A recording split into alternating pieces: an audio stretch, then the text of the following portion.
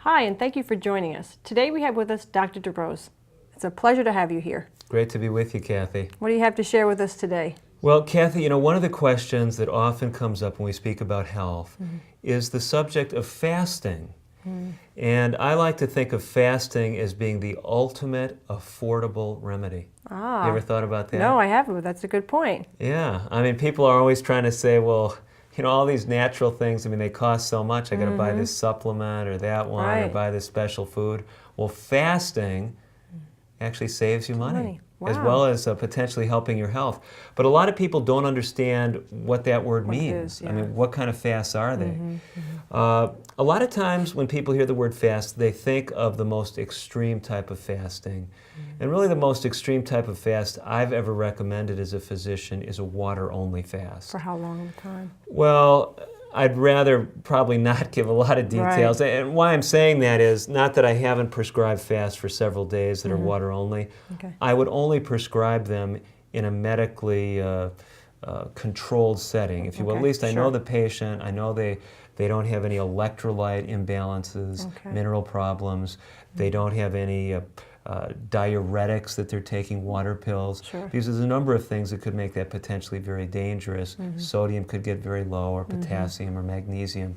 So I don't, as a general rule, tell people, just go on a water-only fast for many days. But having said that, we know of biblical examples of people that did that, and I'm not saying that God sometimes doesn't lead people to do that. I'm just saying that is not the only kind of fast. And if one of you, as one of our viewers, is contemplating that type of fast, just make sure you don't have medical problems. There isn't a history in the family of mineral imbalances, things like that. And if you've got any questions, talk with your doctor before going on any kind of protracted water-only fast. But having said all that, a fast is simply anything where you step away from your customary intake of food. Okay. So one very common fast that I'll recommend is leaving off the evening meal. Many people who have weight problems, sleeping difficulties, digestive problems like reflux, Right. where they have the heartburn when they lay down at night, by leaving off the evening meal, they can often get dramatic benefit. Now, having said that, Kathy, some individuals, because they have a lot of acid in their stomach, just going with the total avoidance of the meal is a problem. So eating a lighter meal in the evening. Okay. If they don't have diabetes, it might be eating some fruit. Fruit's an excellent, quickly digested food. You eat it several hours before you go to bed.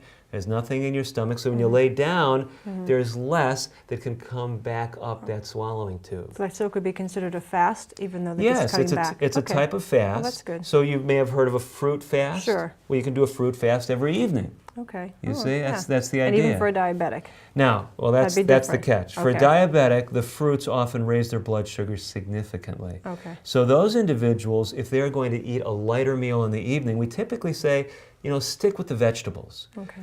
Celery, lettuce, spinach. A lot of the leaf vegetables are excellent. Stalk vegetables, Okay. stem vegetables, flower vegetables, your cauliflower, your broccoli. Those things, very good. You can steam them so they're more easily digested. But those are excellent because they keep the blood sugar very stable. Okay. The root vegetables, on the other hand, and the fruits, they tend to raise those blood sugar levels. Okay. So the idea of a fast is stepping away from your habitual consumption.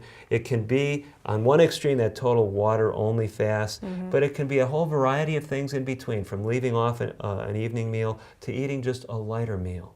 So again, speak to your doctor about different fasts and what you do and what your body's like, so he knows. Or she Especially if you're doing that extreme fasting. Okay. Now, typically you don't need to talk with a doctor if you're just going to eat less. Sure. I mean, the average American, it would benefit them Yes. to cut back. But if they do have blood sugar problems, yes, and they're taking insulin and they dramatically decrease their intake, Sure. well, they could get into problems with too Sure. low blood sugar. Sure. We often prescribe fasts in specific situations to help the body heal itself, or to cooperate, if you will, with God in His healing agencies that He actually has at work in our bodies in addition to His own power. So letting your body rest too, basically. It is what does that give the would be. digestive organs a rest. It also can be very powerful if we're talking about an autoimmune disease, Okay. a rheumatoid arthritis, a lupus, an inflammatory bowel disease. These things often can respond to different types of fasting. Well, I'm glad you cleared that up. A lot of people had questions about fasting. And for more information about fasting and what Dr. DeRose shared with us today, visit our website at newstart.com. Thank you for joining us.